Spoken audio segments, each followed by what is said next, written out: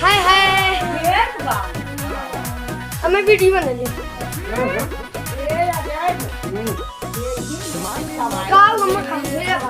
रुक रे अच्छा तू हट जा मन में चल पड़ जा उठ हे